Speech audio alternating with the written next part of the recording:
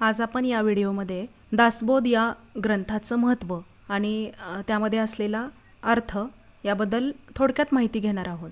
तर चला बघूया आपण दासबोधाची थोडक्यात माहिती. कुणी लिहिला, त्यामध्ये नेमकं काय आहे आणि हा ग्रंथ का वाचावा. तर दासबोध हा समर्थ रामदास स्वामींनी रचलेला एक अद्वितीय ग्रंथ आहे. या ग्रंथाचे लेखन रामदास स्वामींचे पट्टशिष्य कल्याण स्वामी यांनी केलेलं आहे. रायगड जिल्ह्यातील अत्यंत निबिड अरण्यामध्ये असलेल्या शिवथर घळीमध्ये या ग्रंथाचं लेखन झालेलं आहे.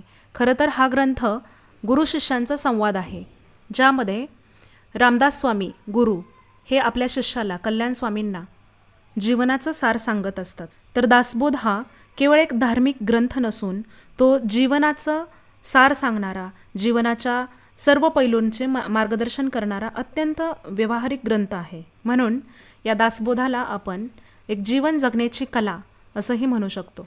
दासबोध हा एकूण 20 दशकांमध्ये विभागलेला असून प्रत्येक दशकामध्ये 10 समास आहेत. असे सर्व मिळून 200 समासांचा हा ग्रंथ आहे.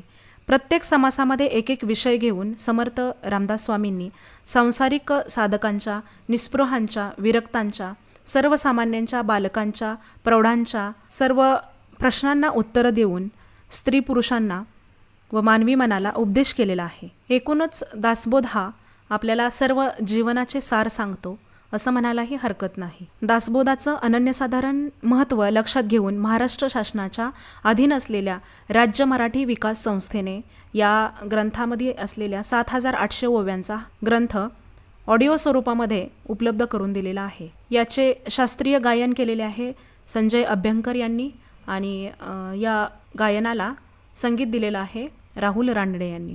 तर दासबोधाच्या या गूढ ज्ञानामध्ये धर्म, अर्थ, काम, मोक्ष यांचा खरोखर सुरेख असा संगम आणि समतोल साधलेला आहे.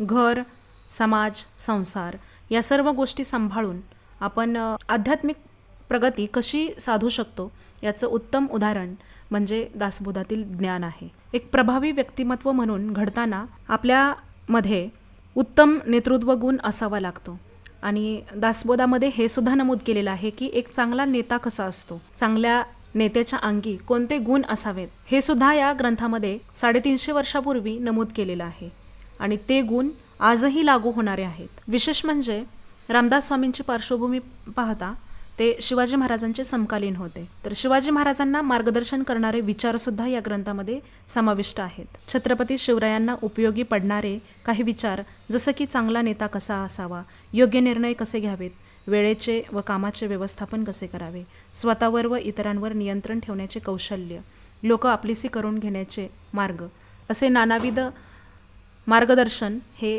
दासबोधामध्ये केलेलं आहे. जीवन जगत असताना अनेक प्रश्न, अनेक समस्या समोर येत असतात आणि आपलं मन भीतीनं भरून जातं. परंतु अशा परिस्थितीत सुद्धा धैर्यानं जगायला शिकवणारा ग्रंथ म्हणजे दासबोध आहे. यामध्ये आत्मबल, नीतिबल, विवेकबुद्धी या सर्व गुणांचा विकास कसा करता येईल आणि कोणत्याही परिस्थितीमध्ये न हारता आपलं आत्मबल कसं विकसित करता येईल यावरती भर दिलेला आहे.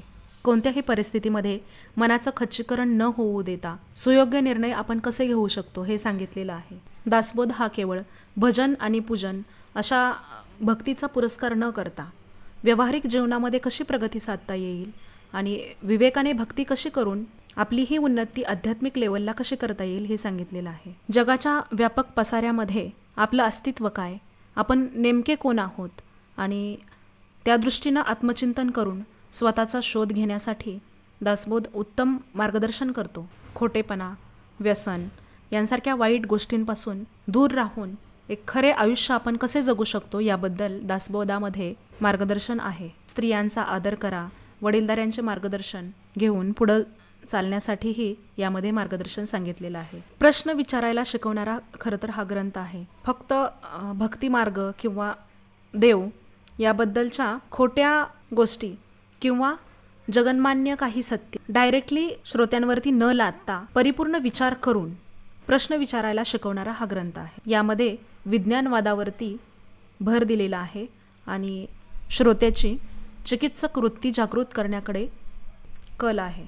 अंधश्रद्धेला या ग्रंथामध्ये कुठंही थारा न देता एक डोळस भक्ती कशी असू शकते याकडे या पूर्ण ग्रंथाचा कल आहे.